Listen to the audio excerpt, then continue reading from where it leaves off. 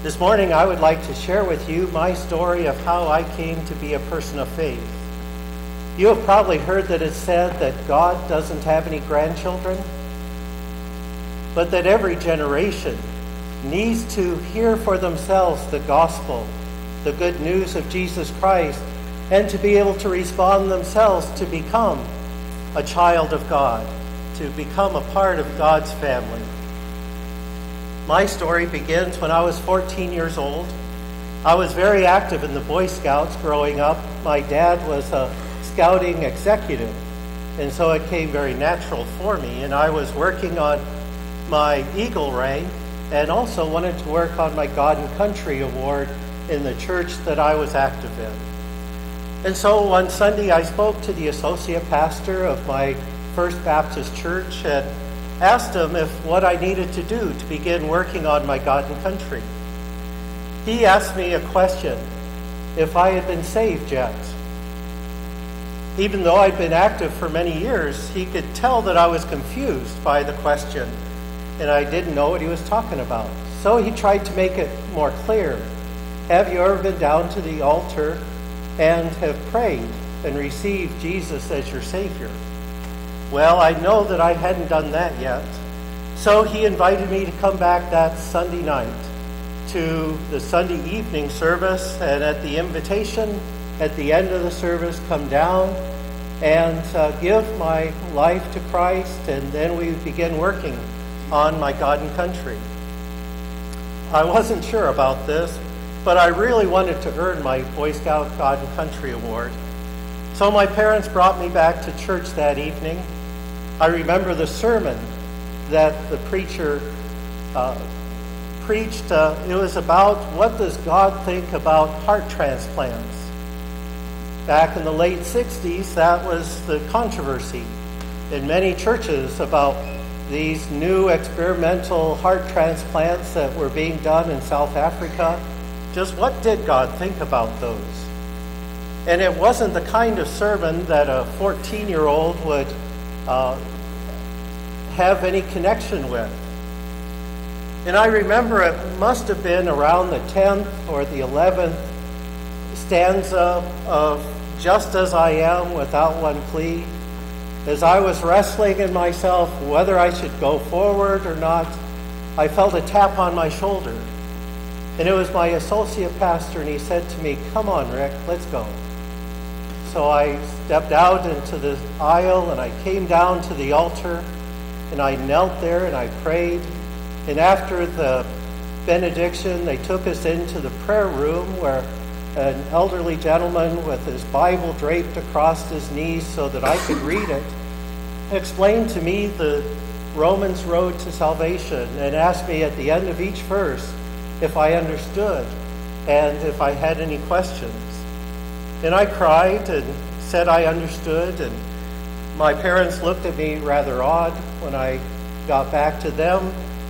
But I knew now that I could begin working on my God and Country.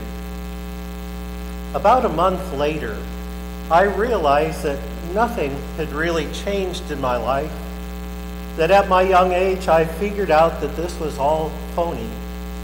Voltaire had said if there were no God, man would invent one. And I sincerely believe that is what had happened. We made up a God and try to get others to believe like we do, to say the right things, and that was all there was to it. The biggest proof, I might say as an aside, of people making up their own gods is when that person's God hates all the same people that they hate. That, for me, is proof that that God was made up.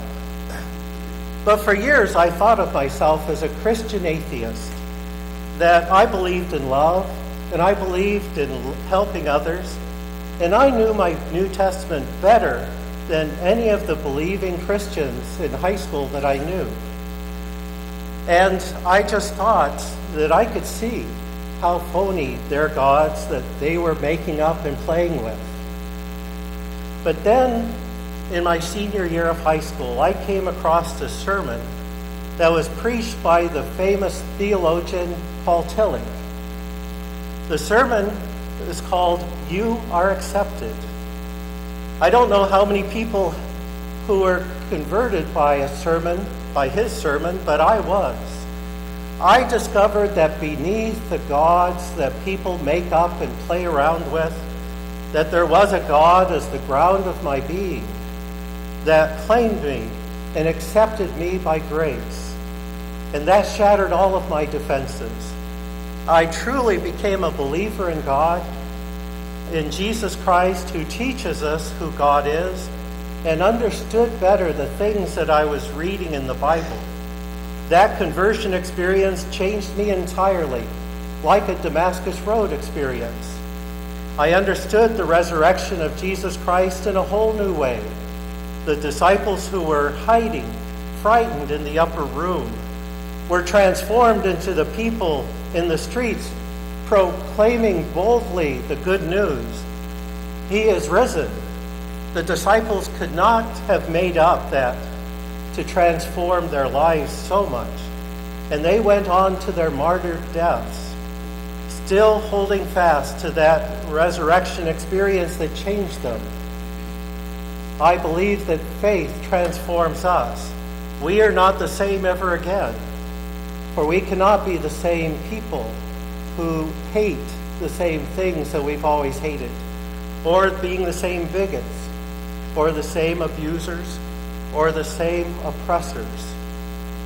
We are saved by grace through faith. It is not up to us. I am so thankful that my salvation is not dependent upon me, but upon what Christ has done for me and for all of us.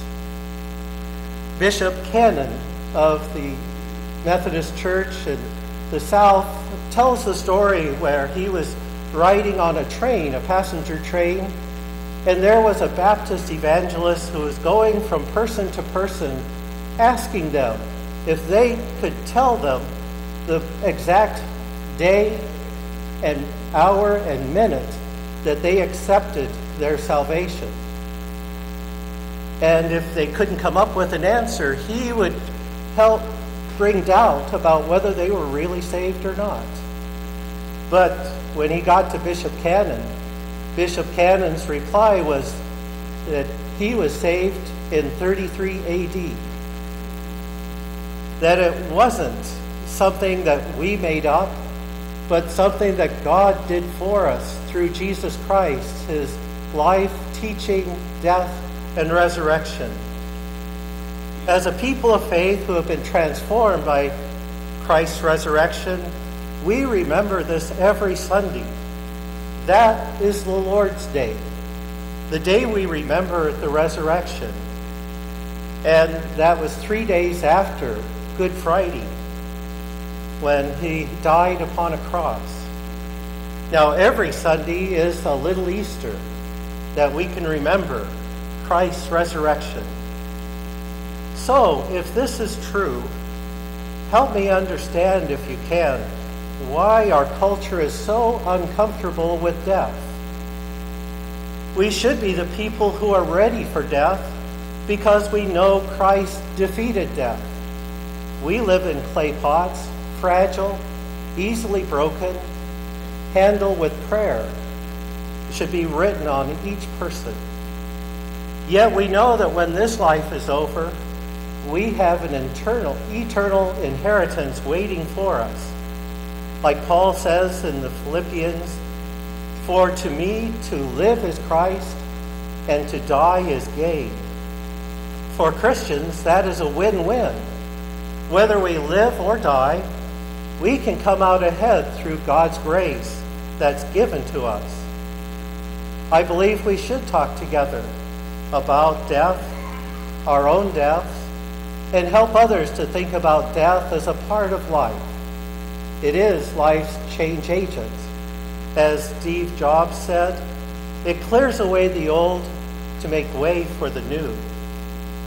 Whenever we celebrate the Lord's Supper, Holy Communion, we reminded about the life, suffering, death, and resurrection of Jesus the Christ, who died so we might live, and prepares an eternal home for us that is not seen, but we can only have as a foretaste at his table that we are invited to in communion.